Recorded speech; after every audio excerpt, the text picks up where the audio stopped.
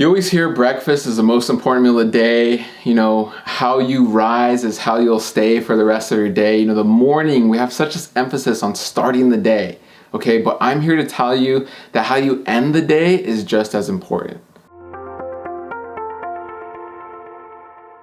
Hi everyone, my name is James Marin. I'm a holistic registered dietitian, environmental nutritionist, author, speaker, and diabetes expert.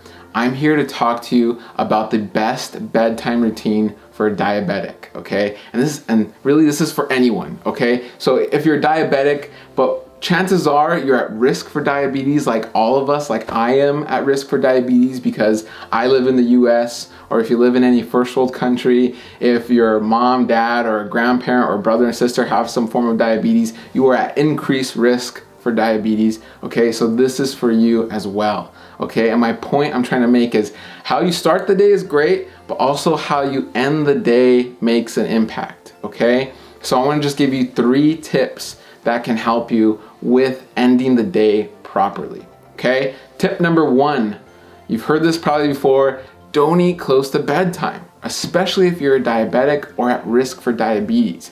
Chances are you're going to bed late, and chances are you're craving something sweet at night. The reason being, there's science behind that. The reason is your body is tired. So what is a quick source of energy for your body?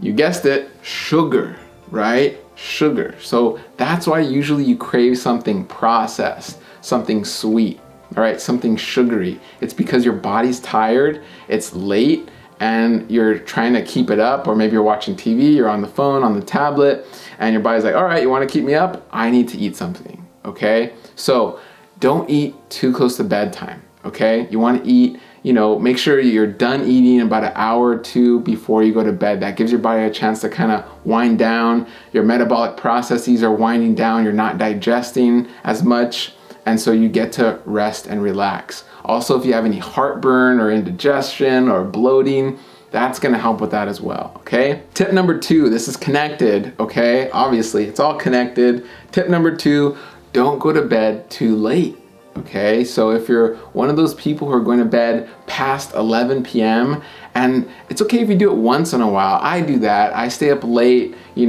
more often than I should, but I'm conscious of I gotta get to bed before 11, ideally before 10, but that's really hard, so I get it.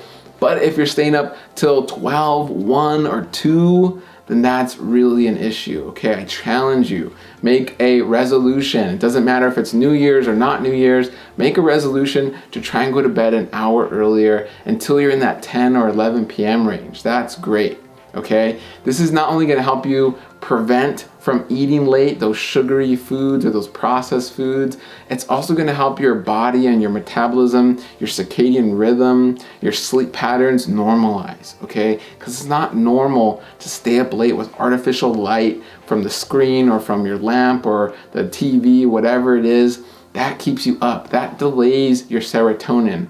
That delays your melatonin. Okay, so whether it's melatonin at night or serotonin in the morning, it all gets delayed, it gets kind of mixed up, and you put yourself at risk to crave sweets, eat sweets, stay diabetic, and become more obese, okay? So tip number 3. Tip number 3 is proper oral hygiene, okay? So again, it's all connected, right?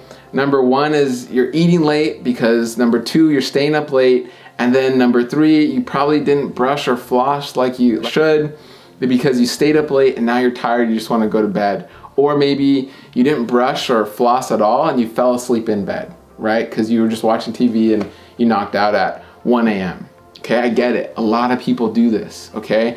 But if you're diabetic, oral hygiene is key. If you're diabetic, you're 4 times more likely to get some type of cavity or gingivitis or gum disease, okay? You are at increased risk to develop these diseases in the mouth, in the gums, in your teeth, right? And that is because overall sugar in your blood is very high, okay? So it's important to brush, floss, and ideally use a water pick, okay?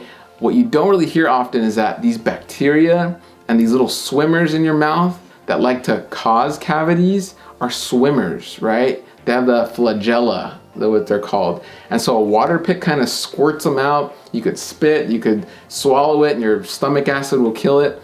But the idea is you're getting these guys out, right? You're flossing to get out the excess food, you're brushing to clear out the plaque and excess food, and then you use your water pick to just kind of hose everything away and get it out of your mouth so your mouth is clean and fresh and you reduce your risk of oral disease, okay? So that's it, guys. That is the best diabetic bedtime routine, and even if you're not diabetic or you're at risk like many of us are, that's still a great bedtime routine to follow, okay? Not eating late or don't eat close to bedtime.